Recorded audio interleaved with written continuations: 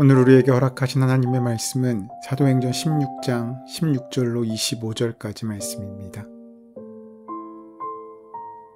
우리가 기도하는 곳으로 가다가 점치는 귀신 들린 여종 하나를 만나니 점으로 그 주인들에게 큰 이익을 주는 자라. 그가 바울과 우리를 따라와 소리질러 이르되 이 사람들은 지극히 높은 하나님의 종으로서 구원의 길을 너희에게 전하는 자라 하며 이같이 여러 날을 하는지라.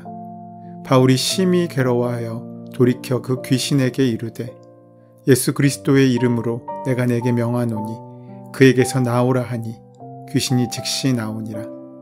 여종의 주인들은 자기 수익의 소망이 끊어진 것을 보고 바울과 실라를 붙잡아 장터로 관리들에게 끌어갔다가 상관들 앞에 데리고 가서 말하되 이 사람들이 유대인인데 우리 성을 심히 요란하게 하여 로마 사람인 우리가 받지도 못하고 행하지도 못할 풍속을 전한다 하거늘 무리가 일제히 일어나 고발하니 상관들이 옷을 찢어 벗기고 매로 치라 하여 많이 친 후에 옥에 가두고 간수에게 명하여 든든히 지키라 하니 그가 이러한 명령을 받아 그들을 깊은 옥에 가두고 그 발을 착고에 든든히 채웠더니 한밤중에 바울과 실라가 기도하고 하나님을 찬송하며 죄수들이 듣더라.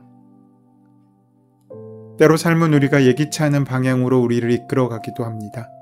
계획했던 길을 벗어나 예상하지 못했던, 심지어 거부하였던 그곳으로 우리를 인도하기도 한다는 것입니다. 그렇게 생의 경로에서 벗어나 새로운 영역으로 들어가야 할 때가 분명히 있습니다. 처음에는 누구나 그런 상황 가운데 당황할 수밖에 없습니다. 하지만 그 길이 하나님께서 인도하시는 길이라면 우리는 당연히 그 길을 선택하고 나아갈 수 있어야 합니다. 아브라함은 하나님을 만나 고향을 떠나야 했고 모세는 떨기나무 불꽃 속에 임한 하나님을 만난 후 한갓진 목자의 삶을 버리고 출애굽을 이끄는 지도자가 되어야 했습니다. 갈릴리의 어부들은 사람 낚는 어부가 되게 하겠다는 예수님의 말씀을 듣고 배와 그물을 버려두고 예수님의 귀한 사역에 동참했고 바울은 다메섹으로 가는 길에 부활하신 주님과 만난 후 박해자에서 박해받는 사람으로 그 인생이 바뀌게 됩니다. 특별한 사람들만 그런 것이 아닙니다. 우리 인생도 마찬가지입니다. 예기치 않았던 질병이나 사건들이 우리의 인생의 행로를 바꾸게 만들 때도 있습니다. 소아시아에서 복음을 전하던 바울도 이러한 낯선 경험을 하게 됩니다. 애초에는 지금 터키의 서북부 지역인 비두니아로 들어가 복음을 전하려고 했지만 예수님의 영이 그것을 허락하지 않으셨다고 성경은 말합니다. 일행이 해안지대인 드로아에 이르렀을 때 바울은 환상 가운데서 한 마게도냐 사람의 요청을 받게 됩니다. 마게도냐로 건너와서 우리를 도우라. 바울은 그 말씀을 듣고 그것을 하나님의 부름으로 듣고 곧장 배를 타고 사모드라게로 직행하여 이튿날 레아폴리를 거쳐 빌립보에 이르렀습니다. 그곳은 유럽 선교의 전초기지인 셈입니다. 그 빌립보에서 바울은 두아디라 출신의 자색 옥강 강수인 루디아를 만납니다. 루디아는 하나님을 공경하는 사람이었습니다. 그는 바울이 전하는 복음을 마음속으로 영접하고 온 집안 식구들과 함께 세례를 받았습니다. 그리고 바울 일행을 자기의 집으로 초대합니다. 나를 주님의 신도로 여기시면 우리 집에 오셔서 묵으십시오. 그렇게 유럽은 바울에게도 원래는 낯선 땅이었습니다. 하지만 하나님께서 그곳에 이미 바울과 함께할 동역자와 조력자를 예비하신 것입니다. 루디아는 부자라 그런지 바울 일행을 자기 집에 머물며 복음을 전하게 했습니다. 그렇게 자연스럽게 복음을 향해 문이 열린 루디아의 집은 교회가 되었고 그렇게 빌립보 교회가 시작되었습니다. 그렇게 잘 풀리는 것만 같았던 빌립보에서의 사역은 또 다른 어려움에 직면하게 됩니다. 그렇게 하나님의 인도하심으로 바울은 빌립보에서 사역을 시작했습니다. 시작은 참 좋았습니다. 하나님의 예비하심과 하나님의 은혜로 준비하신 사람들을 만나고 이곳에서의 모든 사역은 다 귀하게 열매로 남을 것이라고 기대하게 됐습니다. 여기까지는 모든 것이 순조롭게 진행되었습니다. 그런데 그러던 어느 날 곤란한 사건이 벌어집니다. 그 이야기가 오늘 허락하신 본문의 말씀입니다. 바울 사도는 루디아의 집에 머물며 사람들에게 복음을 전했습니다. 그런데 그들이 기도하는 곳으로 이동할 때마다 귀신 들려 점을 치는 여종과 마주치게 됩니다. 그 여자의 직업은 점치는 일이었습니다. 우리식으로 말하면 무당 혹은 보살 같은 존재입니다. 자기의 의지로 그러한 일을 하는 것이 아니라 그 여인의 주인 되었던 사람들에 의해 점만 치고 돈은 주인이 차지하게 된 것입니다. 그녀는 신발이 좋았기에 주인에게 큰 돈벌이를 하게 해주었습니다. 그 귀신 들린 여종이 바울 일행이 기도하는 곳으로 가던 중에 함께 그 길을 따라 붙은 것입니다. 그녀는 그들이 하나님의 종으로서 구원의 길을 전하는 자라며 고함쳤습니다. 17절 말씀에 이 사람들은 지극히 높으신 하나님의 종들인데 여러분에게 구원의 길을 전하고 있다 라고 외칩니다. 영은 영을 알아보는 것처럼 귀신 들린 여인도 하나님께서 이끄시는 귀한 거대한 영적인 계획을 바라볼 수 있는 눈은 있었습니다. 그래서 이 여인은 바울 일행을 높이 평가하는 게 분명해 보입니다. 그런데 글로만 보면 매우 유익한 행동처럼 보이기도 합니다. 그러나 바울은 이로 인해 심히 괴로움을 느낀 것으로 보아 그녀의 이러한 행동은 그들의 사역에 매우 부정적인 영향을 끼쳤던 것으로 보입니다. 좋은 말도 한두 번이지 이 여인이 매일 반복해서 이런 말을 해대니 바울 일행이 짜증스럽고 괴로울 수밖에 없다는 것이지요.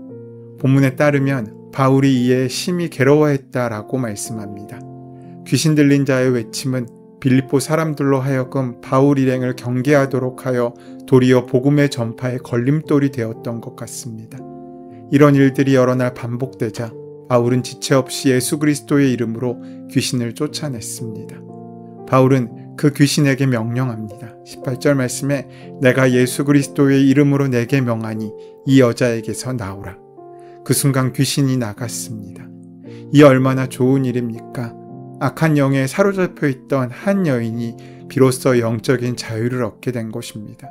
그러나 모든 사람이 다 좋아한 것만은 아니었습니다. 바로 여기서 문제가 발생합니다.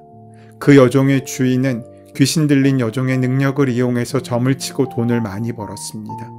그런데 그녀가 멀쩡해지면서 더 이상 점을 칠 수 없게 된 것입니다. 점치는 여자를 이용해서 돈을 벌던 주인은 더 이상 돈벌이를 할 수 없게 되자 분노했습니다. 한 영혼이 귀신에게서 풀려나고 온전하게 된 것은 안중에도 없이 그저 돈벌이의 수단이 끊어지게 된 것을 보고 격렬한 증오심을 드러내게 됩니다. 영혼의 풀려남보다는 돈벌이를 할 수 없음에 분노하고 있는 것입니다. 그는 바울과 실라를 잡아서 그 지역의 치안관에게 끌고 가서 그럴싸한 혐의를 만들어 고발했습니다. 바울과 실라에게 적용된 혐의는 두 가지입니다. 첫 번째로 이 사람은 유대 사람들인데 도시를 소란하게 했다는 것입니다. 여기에서 낯선 것에 대한 공포심을 자극하라는 것이 보입니다. 두 번째로 로마 시민들이 받아들일 수도 없고 실천할 수도 없는 부당한 풍속을 선전한다는 혐의입니다. 그것은 로마 시민을 하나로 묶어주는 동질성을 깨뜨리기 위한 위험한 자들이라고 정치적인 의도로 묶어가고 몰고 가고 있는 것입니다. 이러한 무고가 통하여서 바울과 실라는 옥에 갇히게 됩니다. 이러한 판결에 성난 무리가 합세하자 치안관들은 바울과 실라의 옷을 찢고 매질을 매우 심하게 했습니다.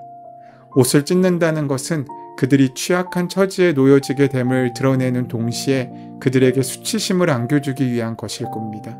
그렇게 옷이 찢기고 심한 매질을 당한 바울과 실라는 그 발에 착고를 채인 채 깊은 감방에 갇히게 됩니다. 사회 혼란을 야기했다는 것이 표면적인 이유였지만 그 이면에는 돈벌이를 더 이상 할 수 없다는 데에 대한 분노가 숨어 있었습니다. 세상 일이 대체로 이러합니다. 명분과 실제가 다른 경우가 많습니다.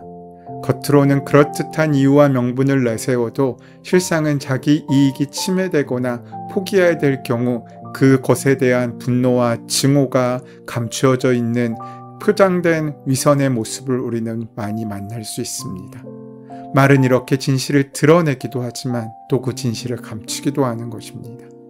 귀신에 들린 채 돈벌이의 수단으로 전락한 사람들을 고쳐준 대가로 바울과 실라는 감옥에 갇힙니다. 그리고 밤이 되었습니다. 그들은 매우 많이 맞았기에 매맞은 상처가 아팠을 것이고 하나님의 일을 귀하게 감당하다가 만나는 어려움과 고난이기에 아주 큰 충격에 빠지게 되었을 것입니다. 하나님께서 인도하시는 길은 다 평탄하고 어떠한 문제도 없을 것 같은데 그렇지 않은 것입니다. 많은 사람들이 여기서 오해하는 것이 있습니다. 많은 성도들이 하나님을 살아계신 하나님, 복을 주시는 하나님, 풍성하시고 우리와 함께 하신 하나님으로 경험하지 못하고 있는 이유가 어디에 있습니까? 그것은 하나님께서 주장하시는 인생이 아니라 주위의 환경이 주장하는 인생을 살고 있기 때문입니다. 하나님의 길을 판단하는 기준을 잘못 가지고 있기 때문입니다. 하나님의 길의 기준은 결코 평탄함이 아닙니다. 하나님이 인도하시는 길은 때로 험난한 길이고 때로는 고독한 길이며 어떨 때는 매맞는 길일 수 있습니다. 하나님이 막으시는 길이 평탄하고 기분 좋고 형통해 보일 수도 있습니다. 하지만 예수님께서는 분명히 우리에게 말씀하십니다. 마태복음 7장 13절에서 좁은 문으로 들어가라. 멸망으로 인도하는 문은 크고 그 길이 넓어 그리로 들어가는 자가 많고, 길이 좁으냐 넓으냐가 아니라 하나님의 뜻에 온전하게 순종하며 움직이는 사람, 바로 그 사람만이 참된 은혜와 성공의 자리에 이끌리게 됩니다. 빌립보에서 감옥에 갇힌 사도 바울은 무척 혼란스러웠을 것입니다. 도무지 이해가 되지 않고 하나님의 계약이 깨달아지지도 않았을 것입니다. 왜냐하면 그들이 갇혀있는 곳은 지하 감옥입니다. 그의 발에는 쇠사슬로 된 차코가 채워져 있습니다. 이 상황이 절박해 보입니다. 바울과 실라의 마음이 복잡했을 것입니다. 어떻게 하면 풀려날 수 있을까? 그 방법을 찾느라 전전긍긍할 수도 있었습니다. 하지만 그들의 선택은 그렇게 세상적인 방법을 찾거나 낙심하고 한숨 짓는 일이 아니라 기도하고 찬송하는 일이었습니다.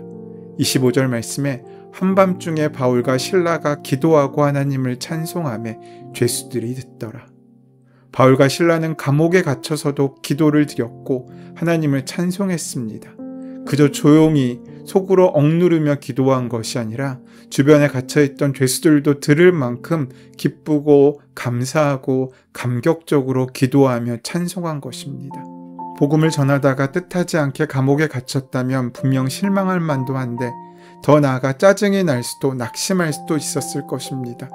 바울과 실라도 우리와 똑같은 성정을 지닌 사람이라서 행복한 조건을 만나면 즐겁고 불행한 일을 만나면 그 마음이 암담하고 위축될 수밖에 없었을 것입니다.